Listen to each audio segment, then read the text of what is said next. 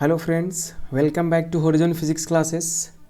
तो आज के इस लेक्चर में हम लोग मॉडर्न फिजिक्स का बहुत ही इम्पोर्टेंट चैप्टर को कवर करेंगे, जिसमें छोटे छोटे दो चैप्टर होंगे जिनका नाम है एटम्स एंड न्यूक्लियाई। है ना, मतलब कि एक चैप्टर एटम है, दूसरा क्या है, न्यूक्लियाई है या न्यूक्लियस है। ठीक है, तो काफ़ी ज़्यादा इम्पोर्टेंट चैप्टर्स है ना।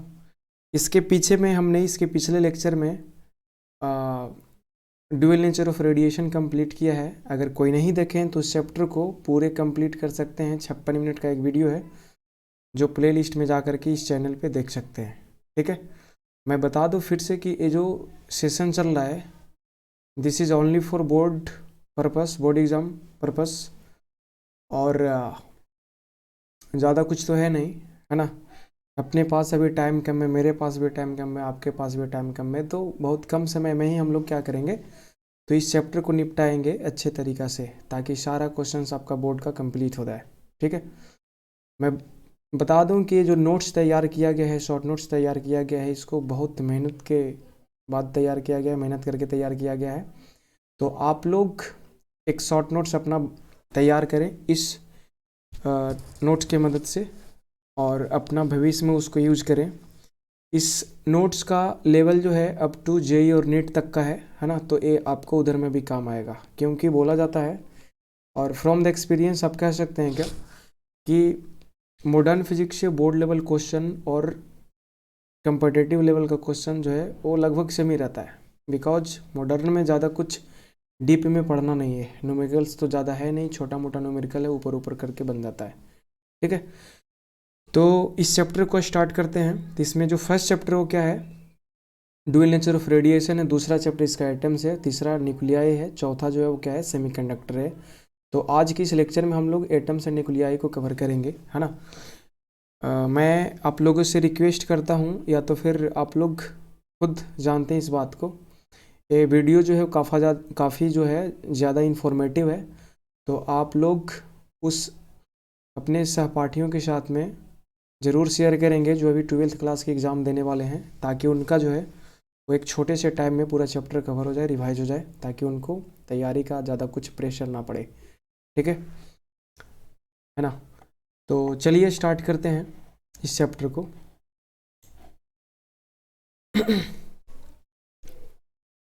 चलिए, इस एटम चैप्टर में, है ना, जो सबसे पहला इसमें पॉइंट है वो आपका क्या, नील्स बोर पोस्टुलेट से। ठीक है, तो एटम के बारे में हम लोग को इसमें जाना है।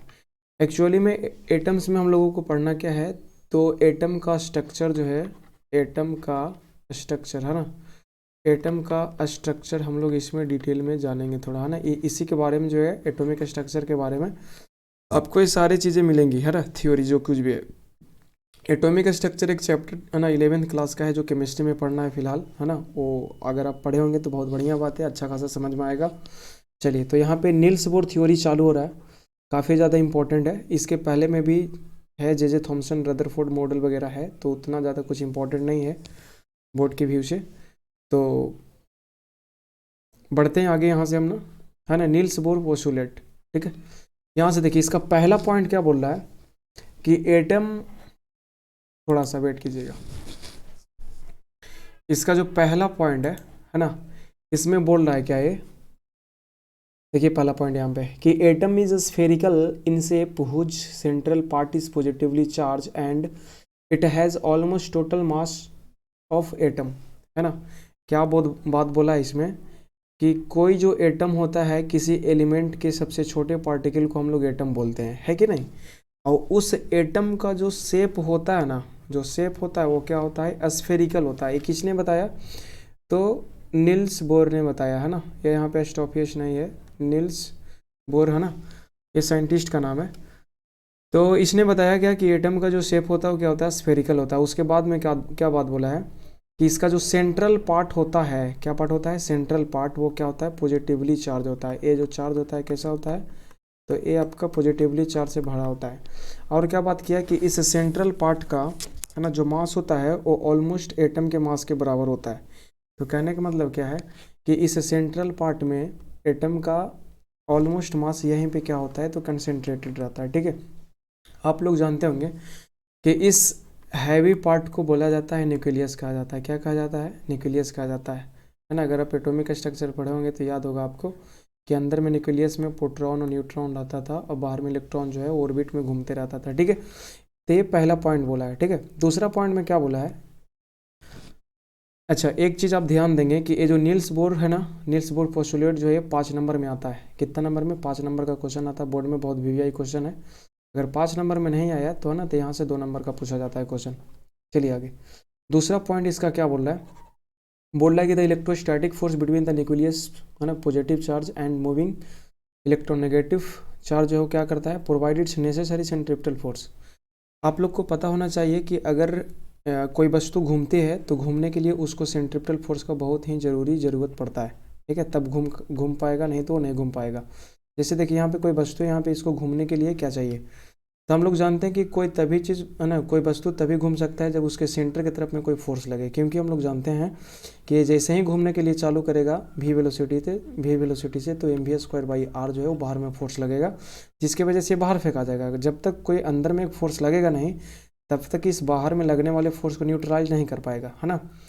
तो अगर अंदर में फोर्स लगेगा तभी पॉसिबल है कि एक सर्कुलर पाथ पे चल पाएगा। तो वही बोल रहा है कि एटम का जो अंदर वाला पार्ट है ना, बीच वाला, वो क्या है? पॉजिटिव है। और इलेक्ट्रॉन जो है वो चक्कर काटता है, इस तरह से घूमता है ना। तो अंदर वाला पॉजिटिव पार्ट है, बाहर वाला नेगेटिव है। 3 पॉजिटिव और नेगेटिव चार्ज के बीच में जो फोर्स लगेगा वो क्या लगेगा? अट्रैक्टिव इन नेचर होगा।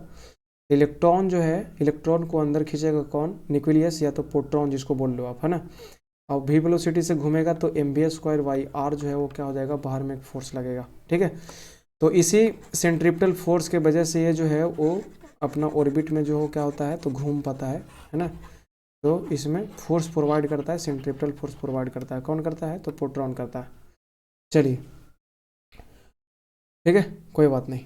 उसके बाद में तीसरा पॉइंट क्या बोल रहा है कि इन एटम है ना, एक एटम में electrons move around the nucleus in the circular orbit and they do not emit energy. ठीक है, वही बात आ गया कि एक ऑर्बिट में, मतलब कि एक एटम में इलेक्ट्रॉन जो होता है वो न्यूक्लियस के चारों तरफ एक ऑर्बिट में क्या करता है? तो घूमते रहता है।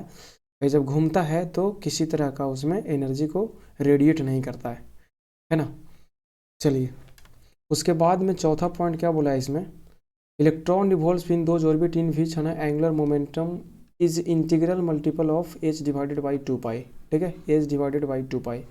क्या बात बोला है इसमें कि कोई भी इलेक्ट्रॉन जो है वो एटम के उस ऑर्बिट में घूमेगा। ऑर्बिट समझ में आता है ना आपको? ये आपका न्यूक्लियस हो गया, ये पहला ऑर्बिट हो गया, ये दूसरा ऑर्बिट हो गया, है ना, ये तीसरा ऑर्बिट हो गया। ऑर्बिट कहे तो चलने वाला रोड, कहाँ पे? तो एटम के अंदर में। ठीक है ना। चलिए,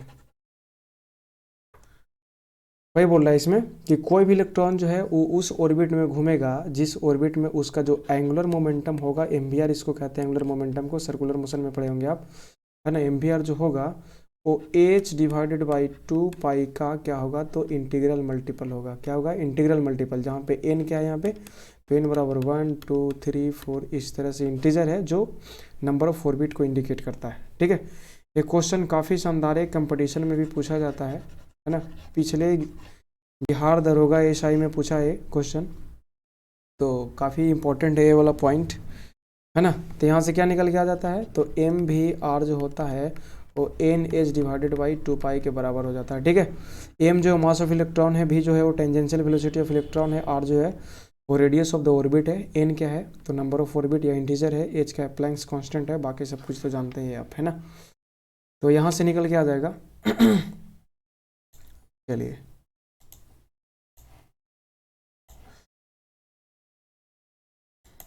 काफ़ी बढ़िया नोट्स बनाया गया है आप लोगों के लिए सिर्फ, है ना।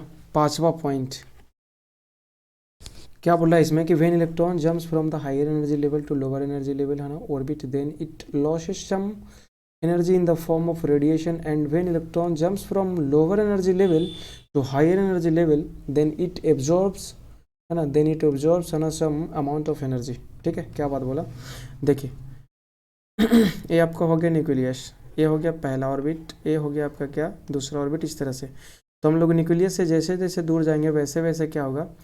तो एनर्जी जो है ऑर्बिट में बढ़ते जाता है। ठीक है, तो वही बोल रहा है कि अगर कोई इलेक्ट्रॉन जो है वो हाइयर एनर्जी लेवल, जैसे मान लीजिए ऑर्बिट नंबर 1 है, यहाँ पे क्या है ऑर्बिट नंबर 2 है, तो ऑर्बिट नंबर 1 को हम लोग यहाँ पे क्या बोलेंगे, लोअर एनर्जी लेवल बोलेंगे, और 2 को क्या बोलेंगे, हाइयर एनर्जी लेवल बोलेंगे। अगर 3 रहता तो 3 को और भी ज़्यादा हम लोग क्या बोलते हैं, हाइयर एनर्जी लेवल बोलते हैं। वही बोल रहा है कि जब हाइयर एनर्जी लेवल से लोअर एनर्जी लेवल में इलेक्ट्रॉन जंप करता है तो कुछ वहाँ पे एनर्जी क्या करता है, वो रेडिएट करता है, लॉस करता है रेडिएशन के फॉर्म में, है ना। हम लोग जानते हैं कि जैसे जैसे न्यूक्लियस से दूर जाते हैं वैसे वैसे इलेक्ट्रॉन का जो एनर्जी है वो क्या होता है, तो चला जाता है वो, है ना, क्या हो जाता है, तो बढ़ते चला जाता है। तो वही बात है, 2 नंबर ऑर्बिट में इलेक्ट्रॉन का जो एनर्जी है, टोटल एनर्जी है, वो ज़्यादा है, 1 नंबर में कम रहेगा। तो 1 में आने के लिए 2 से क्या करेगा, कुछ एनर्जी को क्या कर देगा, लॉस कर देगा। वो लॉस होगा एनर्जी, वो रेडिएशन के फॉर्म में होगा, है ना। अब उल्टा इसका बात बोलिए क्या, कि 1 नंबर से अगर 2 नंबर में जाना चाहता है, जंप करना चाहता है, तो इलेक्ट्रॉन को कुछ एनर्जी चाहिए, है ना, तब ना वो कवर हो पाएगा। तो वही बोल रहा है ये पॉइंट में, ठीक है। उसके बाद में अगला जो पॉइंट है यहाँ पे, जो चौथा सॉरी है ना, यहाँ पे क्या है, छठा जो पॉइंट है वो क्या बोल रहा है कि the radius of N orbit is given by इतना, है ना। इस फॉर्मूला को डिराइव किया जाता है, तो हम लोग डिराइव करने के लिए यहाँ पे करेंगे नहीं, बिकॉज हम लोग के पास में टाइम बहुत कम है। तो यहाँ पे जो आपके पास में जो फॉर्मूला निकल के आ जाता है वो हो जाता है R is equal to 0.53 into n square divided by क्या हो जाता है, तो जेड हो जाता है, इतना एंगस्ट्रम में रहता है, ठीक है। एन क्या है, आपका ऑर्बिट है, और जेड क्या है, तो एटॉमिक नंबर है, समझे ना। आगे बढ़िए, अगला पॉइंट जो है 7वां पॉइंट क्या बोल रहा है कि इसमें velocity of an electron in an orbit is given by v is equal to इतना। वेलोसिटी का जो फॉर्मूला है यहाँ पे वो मैं बता दूँ आपको,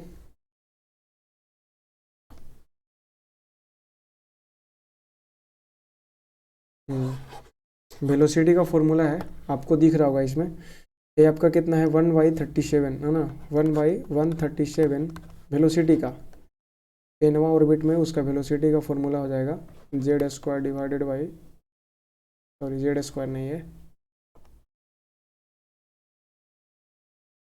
ना, 1/137 into Z into C divided by क्या है, एन है। जेड एटॉमिक नंबर है, एन ऑर्बिट है, और सी क्या है यहाँ पे, तो स्पीड या वेलोसिटी ऑफ रेडिएशन, जिसको वैक्यूम में कितना लिया जाता है, तो 3 × 10⁸ लिया जाता है, इतना मीटर पर सेकंड लिया जाता है, ठीक है। तो ये आपका हो गया वेलोसिटी का फॉर्मूला हो गया, है ना, इलेक्ट्रॉन के लिए एनवा ऑर्बिट में, एनथ ऑर्बिट में, ठीक है। आगे चलिए ज़रा, इसमें क्या बोल रहा है, अगला जो पार्ट है इसका, अगला फॉर्मूला है ना, इसमें एनर्जी के बारे में बताया है। तो एनर्जी का जो फॉर्मूला है वो, इसमें एनर्जी जो है 3 तरह के पाए जाते हैं। एक जो होता है वो आपका काइनेटिक एनर्जी होता है ना, दूसरा आपका पोटेंशियल एनर्जी होता है, और तीसरा जो है वो टोटल एनर्जी होता है, ठीक है। तो काइनेटिक एनर्जी आपका होता है कितना, 13.6 into Z square by N square electron volt में। पोटेंशियल एनर्जी जो होता है वो माइनस में होता है, -27.2 Z square by N square electron volt में। जब इन दोनों एनर्जी को आप जोड़िएगा तो यहाँ से निकल के आ जाएगा -13.6 into Z square by N square electron volt, है ना। ये 3 फॉर्मूला जो है ना, इस चैप्टर से यही वो 3 फॉर्मूला है जहाँ से आपको क्वेश्चन किसी भी एग्जाम में पूछा जाएगा, चाहे जेई हो या नीट हो, चाहे जो कुछ भी हो, यही वो फॉर्मूला है ना। रेडियस का हो गया, आपका वेलोसिटी का हो गया, उसके बाद आपका क्या हो गया, तो एनर्जी का हो गया। यहाँ पे देखिए एक रिलेशन है ना, तीनों एनर्जी में रिलेशन है। Potential energy equal to 2 into total energy बराबर -2 इंटू क्या होता है, काइनेटिक एनर्जी होता है, समझे ना। अगर हम मैग्नीट्यूड का बात करें इसमें तीनों एनर्जी में, तो सबसे ज़्यादा मैग्नीट्यूड जो होता है वो पोटेंशियल एनर्जी का होता है ना। काइनेटिक एनर्जी हमेशा क्या होता है, पॉजिटिव होता है। बहुत ही इंपॉर्टेंट फार्मूला है, तो आप इसे थोड़ा देखेंगे अच्छे तरीक़ा से। चलिए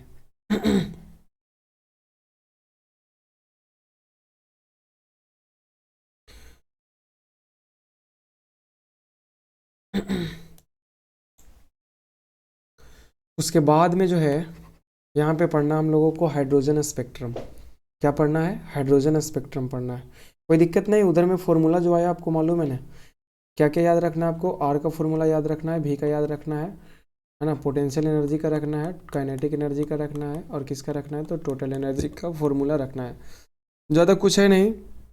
ये आर क्या है, तो nth ऑर्बिट का रेडियस है एटम का, ये आपका velocity of electron in nth orbit है, और ये आपका क्या है, तो nth ऑर्बिट में अगर इलेक्ट्रॉन रहेगा तो कितना उसका क्या होगा, एनर्जी, पोटेंशियल एनर्जी होगा।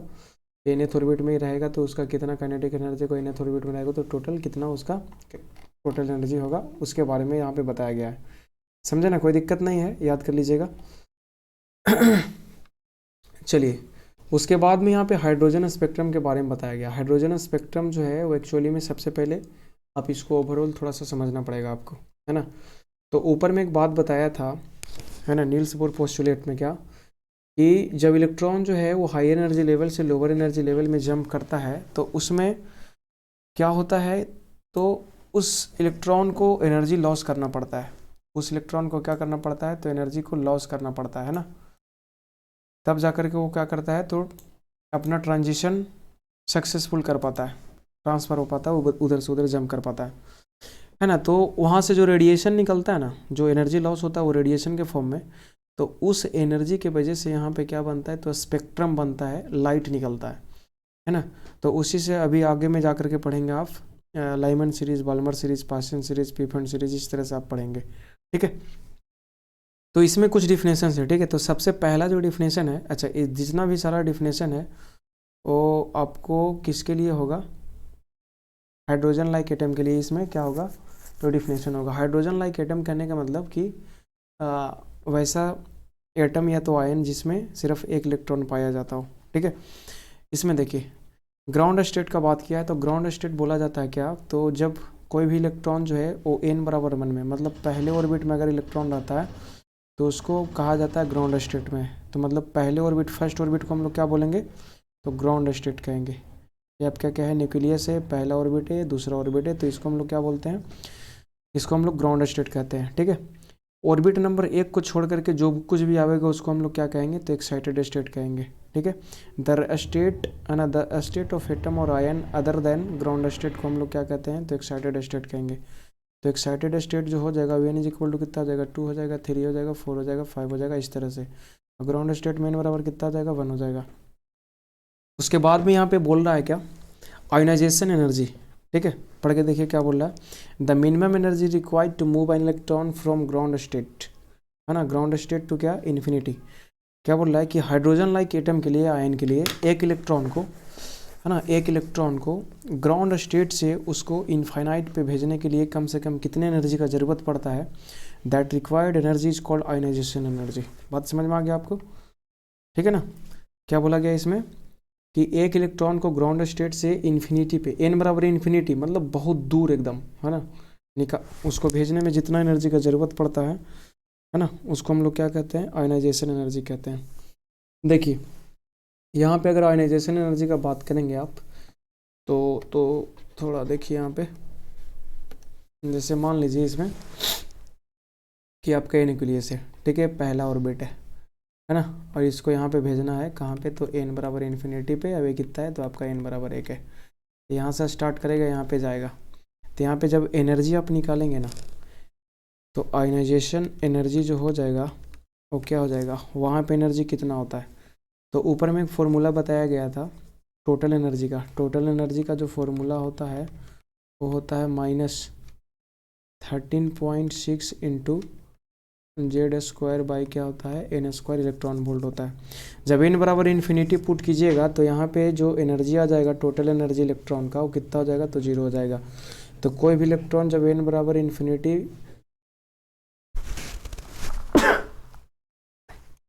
ऑर्बिट में रहता है तो उसके पास एनर्जी कितना होता है, तो 0 होता है।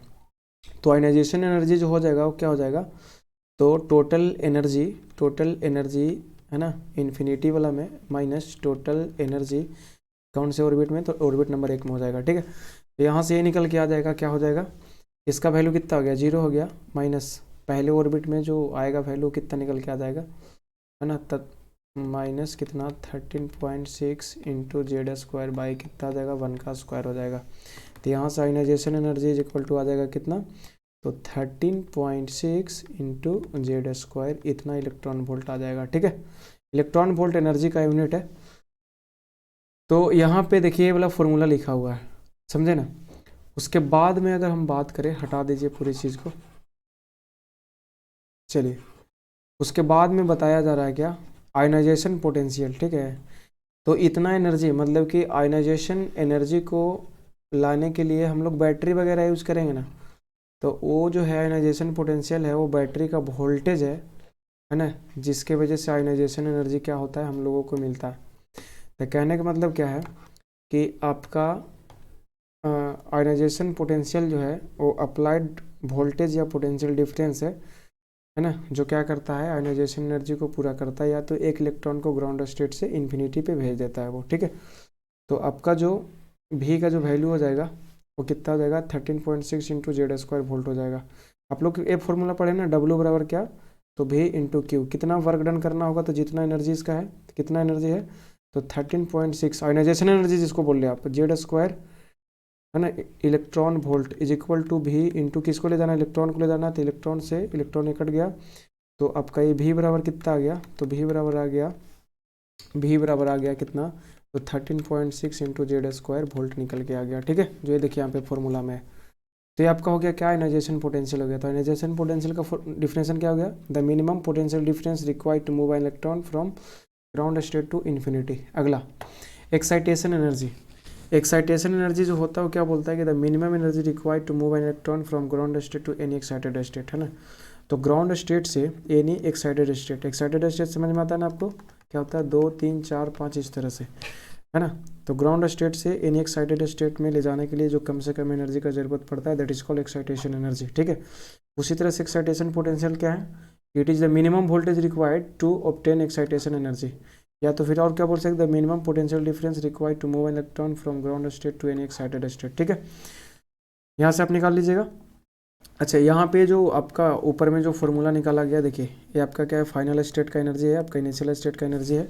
आप यहाँ पे दोनों घटाइएगा तो ये निकल के आ जाएगा। जो इनिशियल वाला हो जाएगा वो कितना हो जाएगा, ग्राउंड स्टेट है तो यहाँ पे 1 पुट हो जाएगा, है ना। आपको जहाँ पे ले जाना वहाँ पे एन वैल्यू रख जाएगा, है ना। तो एन जो है आपको कहाँ एक्साइटेशन एनर्जी में ले जाना है, कौन सा एक्साइटेशन स्टेट में ले जाना है, उस ऑर्बिट की संख्या है एन। यहाँ पे इलेक्ट्रॉन वोल्ट में सारा कुछ चल रहा है। अगला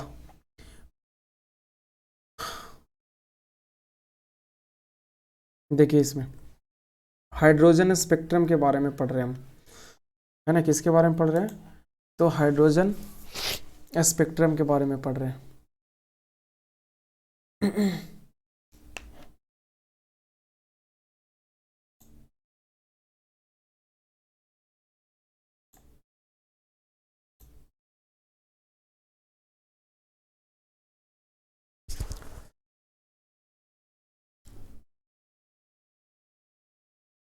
चलिए, यहाँ से जो है हाइड्रोजन स्पेक्ट्रम में देखिए, इलेक्ट्रॉन जो जंप करता है ना, याद रखिएगा जो हाइड्रोजन स्पेक्ट्रम है वो सिंगल इलेक्ट्रॉन के लिए वैलिड